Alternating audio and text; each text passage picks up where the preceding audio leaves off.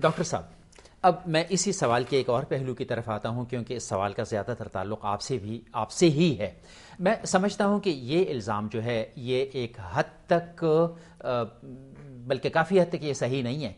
مولانا مودودی نے تو ایکچولی یہ کہا تھا کہ قرآن و سنت کی دعوت لے کر اٹھو اور پوری دنیا پر چھا جاؤ۔ یعنی وہ اگر انہوں نے کوئی بات لکھی ہے الجہاد فی الاسلام میں 24 سال کی عمر میں، 23 برس کی عمر میں، اور ان کو اس پر نظر ثانی کرنے کا موقع نہیں ملا، تو ان کی بات کی تحریروں تو اس کے بالکل یعنی خلاف ہیں، اور وہ تو مستقل جمہوری رویے اور اس کی بات کرتے ہیں۔ میں چاہتا ہوں کہ اس کو آپ مزید اس کی وضاحت کر دیجئے۔ دیکھیں، اب میں تھوڑا سا آپ سے وقت چاہوں گا تاکہ آپ کا وہ بات مکمل ہو رہی ہے۔ 2 منٹ آپ کے پاس ہیں؟ نہیں، تو گزارش یہ ہے کہ ایک تو مولانا مودودی نے بالکل واضح ان کی فکر ہے، اور جماعت اسلامی نے ہمیشہ جمہوریت اور ڈیموکریسی پہ بیلیو کیا ہے، ہم نے حصہ لیا ہے۔ وہ جو بات مولانا نے الجہاد فی الاسلام میں کہی ہے، یہ نہیں کہ 24 سال کی عمر میں کہی تو وہ کوئی ناپختہ بات تھی، وہ اپنی جگہ ایک پورا اسلام کا تصور ہے، اور اس پہ ایک الگ پوری ایک بات ہوتی ہے کہ اسلام کے اندر جہاد کا جو تصور ہے اس کے اندر قلب بھی شامل ہے، دعوت بھی شامل ہے، اس میں لوگوں کے ذہنوں کو بدلنا بھی شامل ہے۔ نہیں، وہاں وہ قتال کی بات کرتے ہیں، قتال پہ بھی پھر یہ ہے کہ ایک دفاعی ہے اور ایک اقدامی ہے، یعنی دونوں، اس پہ پوری ایک بحث ہے۔ یعنی ایک پورا، جب تک آپ کسی کی پوری فکر نہیں سمجھیں گے، اس کا ایک پیس جو ہے اس کے ساتھ تو آپ کی وہ پوری بات جو ہے وہ نہیں آتی۔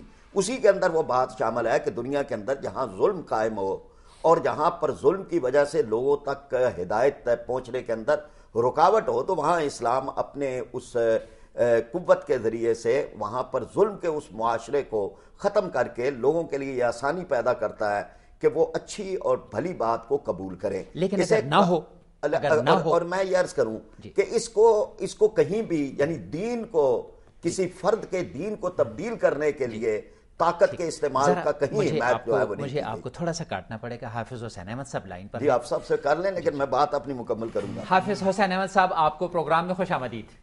السلام علیکم ورحمۃ اللہ۔ آپ کو، فرید فراز صاحب، جاوید بھائی اور ساتھیوں سب کو السلام علیکم۔ اور آپ کو بھی بہت زیادہ، آپ کو بہت بہت سلام۔ آج کا ہمارے پروگرام کا موضوع ہے کیا مذہب سے انتہا پسندی پیدا ہوتی ہے؟ یعنی کیا مذہب کی مذہبی تعلیمات کے اندر کوئی ایسی جراثیم ہیں کہ جن کی وجہ سے پہلے انتہا پسندی اور پھر اس کے بعد آگے کی سٹیجز چلی جاتی ہیں؟ اس پر آپ کی نظر چاہیے۔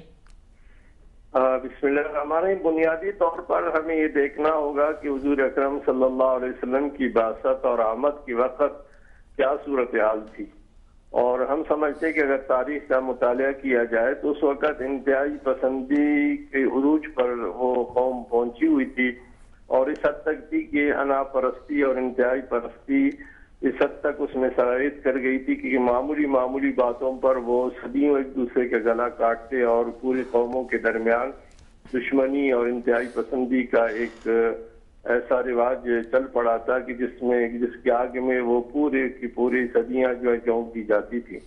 اسلام کی آمد کے ساتھ ہی اس انتہا پسندی کو اعتدال پسندی میں تبدیل کیا گیا، اور اس میں دیکھا کہ جو لوگ ایک دوسرے کے دشمن تھے، جانی دشمن تھے، اور معمولی باتوں پر ایک دوسرے کے قبائلی سطح پر ان کی دشمنی آتی، وہ تمام شیر و شکر ہو گئے، اور بلا رنگ و نسل اور مختلف علاقوں کے لوگوں کو، اور پھر جو طبقاتی ناہمواریاں تھی جس میں بڑے لوگ، سردار، نواب اور غلام، اور جن میں ایک تفاوت تھا، اس کو ختم کیا گیا اور محمود ایاز کو ایک ہی صف میں لا کے کھڑا کیا گیا۔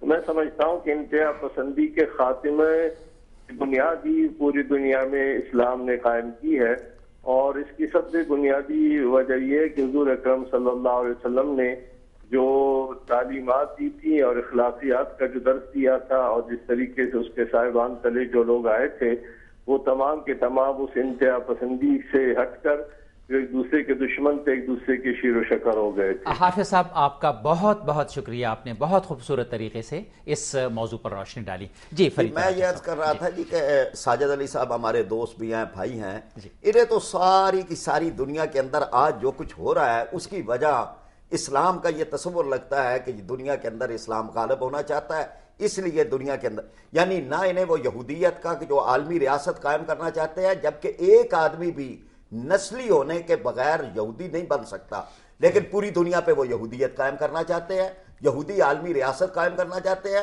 1896 میں 24 پروٹوکول انہوں نے جاری کیے, دنیا کی معیشت پہ قابض ہو گئے. پھر میں اب ایک منٹ میں مکمل کر لوں.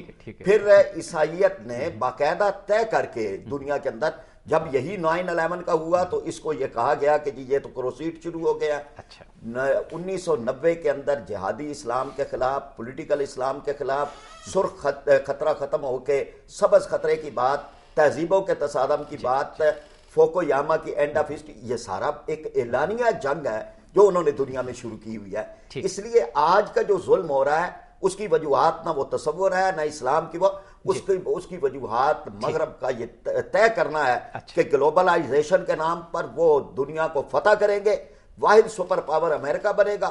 اس لیے دنیا میں ظلم ہو رہا ہے. آپ کو وہ ساری کی ساری چیزیں مظلوموں کے اندر نظر آ رہی ہیں جو آج بے گھر بھی بیٹھے ہوئے ہیں, لاشیں بھی اٹھا رہے ہیں, ان کے اندر آپ کو یہ سب کچھ. جی ڈاکٹر ساجد علی صاحب. پہلی بات یہ ہے کہ میں نے کوئی ایسی بات نہیں کی جو پراچا صاحب نے میرے ساتھ منسوخ کی ہے. جی میں نے یہ کہیں نہیں کہا کہ مذہب سے انتہا پسندی جنہوں نے. جی کمیونزم کا رویہ تھا, وہ بھی کمیونزم کو دنیا پر غالب کرنا چاہتے تھے, کیونکہ جب آپ غالب کرنے کا تو آپ کو دوسرے کو صرف دشمن کی نظر سے دیکھتے ہیں.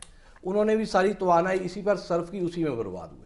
نازی تھے وہ کوئی بھی جو جبر اپنا نظریہ دنیا پر غالب کرنا. میں ایک سوال کرتا ہوں, آج کون مسلمان وہاں پر ہے, یعنی کون سا مسلمان ملک ہے جو یہ کہہ رہا ہے کہ وہ بات موضوع بحث نہیں ہے. جب اس پر گفتگو ہوگی, ایسا کوئی سوال میرے سامنے نہیں لایا گیا تھا جس کا میں جواب دیتا. ٹھیک ہے نہیں. پہلی بات یہ ہے کہ مسلمان مظلوم ہیں, لیکن سوال یہ ہے کہ 9/11 آپ کو کس نے کہا تھا جا کے آپ حملہ کریں؟ نہیں کیا مسلمانوں نے. اب وہ خود مان رہے ہیں, وہ خود مان رہے ہیں, سب تسلیم کر چکے ہیں. ذرا اگر ڈاکٹر ساجد علی صاحب کو اسامہ بن لادن سے آپ نے سنا ہے, وہ بھی بیسٹ نے ہمیں بتایا ہے, اس کی ٹیپس آ چکی ہیں, سب کچھ آ چکا ہے. اب اگر آپ اس بات کو نہیں ماننا چاہتے, دیکھیں بات یہ ہے کہ وہاں تصویریں بن چکی ہیں, فلمیں بن چکی ہیں, ویسٹ نے خود تحقیق کی ہے کہ یہ سب ڈرامہ تھا. مسئلہ ایسی کتابیں بہت لکھی جا چکی ہیں مسلمانوں میں کہ جنگ جمل کا کوئی واقعہ نہیں ہوا, جنگ صفین کا کوئی واقعہ نہیں ہوا, واقعہ کربلا کبھی نہیں ہوا. اگر آپ اس قسم کی کتابوں میں بات کریں گے تو یہ تاریخ کو بس کرنے والی بات ہے. محترم ناظرین, پروگرام میں ہمارے درمیان میں اگرچہ یہ تند و تلخ و شیریں گفتگو جاری ہے, لیکن اس کے باوجود کئی چیزوں پر اتفاق رائے بھی ہو گیا. اس چیز پر اتفاق رائے ہو گیا کہ اسلام بنیادی طور پر امن کا, اعتدال کا دین ہے. اس چیز پر اتفاق رائے ہو گیا کہ مذہب انتہا پسندی نہیں سکھاتا, یہ دراصل کچھ انسانی رویے ہیں, اور یہ دراصل جیسے ڈاکٹر صاحب نے کہا انسان کے اندر ایک حیوانی عنصر ہے جو یہ سب کچھ سکھاتا ہے.